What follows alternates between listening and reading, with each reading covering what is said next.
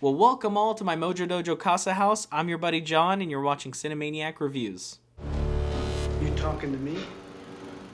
I'm gonna make him an offer he can't refuse. E.T. home from... No. I am your father. Remember, with great power comes great responsibility.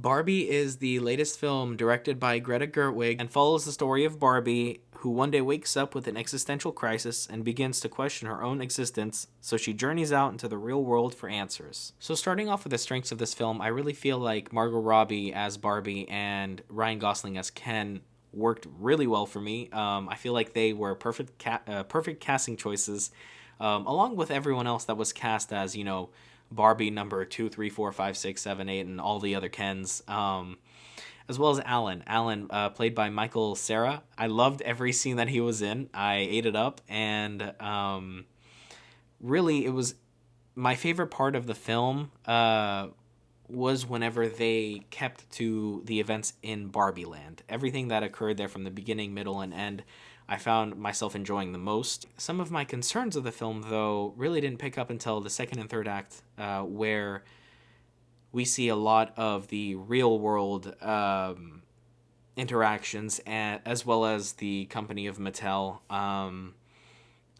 Something about that real world didn't work for me. I felt like the real world was more fictional than Barbie Land was. So Will Ferrell is the CEO of Mattel, as well as the kind of quote-unquote main antagonist of the film, didn't necessarily work for me. I really like Will Ferrell and a lot of the stuff that he's in, but in a kind of Barbie universe where Barbie Land is this kind of fictional world and the real world is supposed to be kind of more grounded, I didn't really get that feeling at all. It felt like the real world was just as fictional as the Barbie Land, and honestly, almost every scene that revolved around Will Ferrell or just scenes in Mattel, I found myself checking the clock, and I really, really don't like doing that, because that's when you know that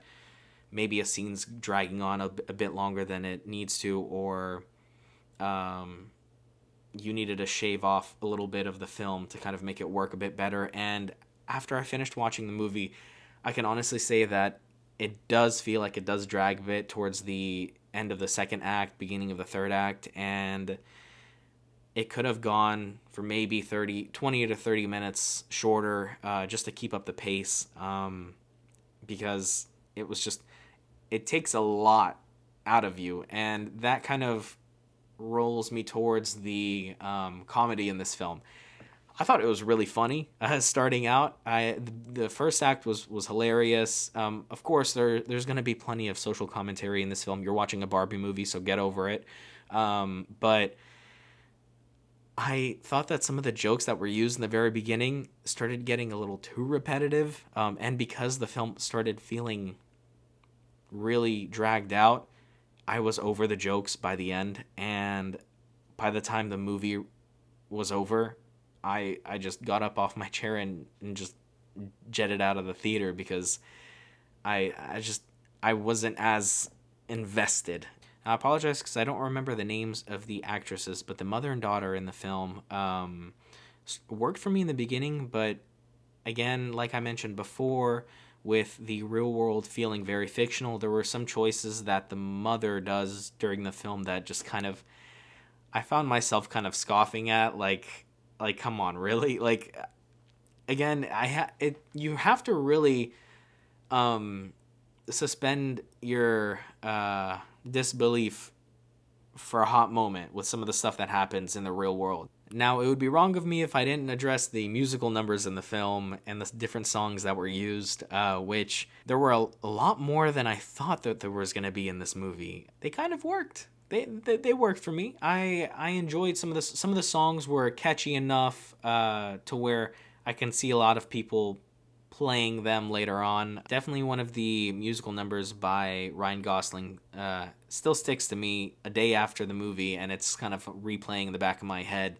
because it's just that catchy. Now, I'm going to be completely honest and say that while I enjoyed the movie for what it was, I don't think I would probably watch it again, just because it didn't have that hook for me to kind of want to watch it again, or that longevity that you might see in cult classic films like Mean Girls or Mamma Mia. Well, that's it, guys. Thank you for tuning in, and if you don't mind, please like and subscribe. Helps my channel grow, helps me reach my first milestone of 100 subs. If you have seen this film, please comment down below. Let me know what you guys thought of it. And if you haven't, what are you doing? Go see the movie. Don't go see the movie. I think you should at least see it once. Make up the decision for yourself.